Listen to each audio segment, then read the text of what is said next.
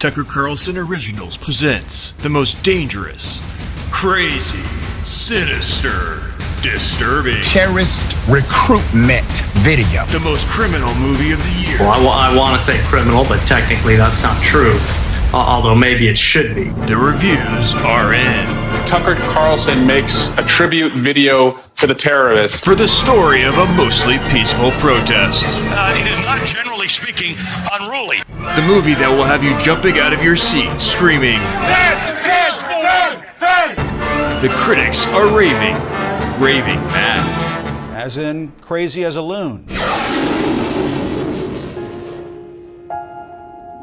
Tucker Carlson producing a pretty extraordinary, very cinematic, persuasive documentary. Big blockbuster movie. I love that. We've gone Hollywood. By the way, it worked. Tucker and his crack investigative team can get to the bottom of what happened on January 6th. But is beginning to expose exactly what the establishment is doing. So what Tucker Carlson is doing is going against the American people. Trump tweeted once, "They don't hate me, they hate you, I'm just in the way." Now, the real agenda of coming after the people is becoming more apparent. From this Patriot Purge documentary.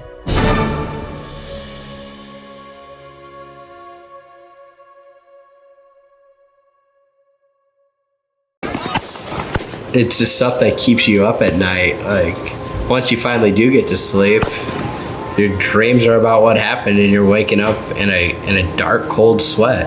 Yeah. You had dreams about what happened? Every single night. It's quite scary, actually, because the dreams feel so real, and they're not the same at all. They're all different. They're the different scenarios that run through your head during the day, like what could have happened. Like, I'm alive, but what could have happened? Like, what if I wasn't alive? Or what if I did let Mr. Rosenbaum steal my gun? It's those type of dreams of the outcome of, it's bad, but almost every outcome is either me getting seriously injured or hurt or dead. Those are just the dreams I have on a daily basis. The defendant will rise to face the jury and hearken to its verdicts. State of Wisconsin versus Kyle Rittenhouse. As to the first count of the information, Joseph Rosenbaum. We, the jury, find the defendant, Kyle H. Rittenhouse, not guilty. As to the second count of the information, Richard McGinnis. We, the jury, find the defendant, Kyle H. Rittenhouse, not guilty. How do you feel, man?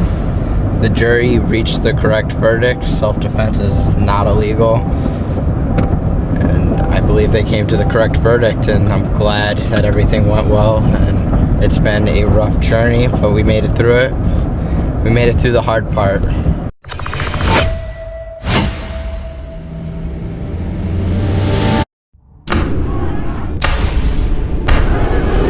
If I asked you a few years ago what America's future would look like, you would probably use words like prosperous, peaceful, and free. Yet here we are today on the brink of becoming a country we no longer recognize. In the past year, we have witnessed the radical left dominate every aspect of our lives.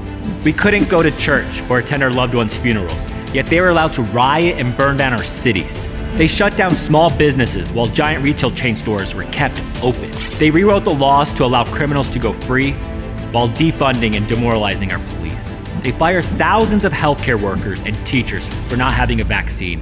They let thousands of illegal immigrants cross our border unmasked and unvaccinated. They're teaching our children the racist doctrine of critical race theory. Meanwhile, parents who speak out against this divisive curriculum are labeled domestic terrorists. They even censored the 45th president of the United States.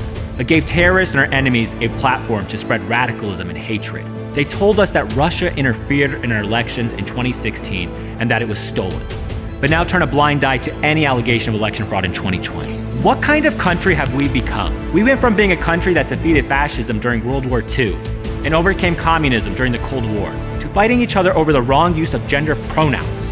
The radical left has overtaken every aspect of our lives because those we've entrusted with power have let them. When do we say enough is enough? I say now. My name is Abraham Hamadeh, and I'm running for Arizona Attorney General. As a prosecutor, I have defended the rule of law and put criminals away. As an Army intelligence officer who just returned from a deployment to the Middle East, I know the threat posed by foreign terrorism to our state and to our nation. I understand that the Constitution is our greatest protector, and the law can be our greatest weapon to preserve the American ideals that make this country great. I'm not done fighting for our country. I'm just getting started. As your Attorney General, I will return our state to law and order, secure our borders, stop government overreach, and will always defend our Constitution. Instead of being a divided nation with liberty and justice for only a few, we will return to being indivisible with liberty and justice for all.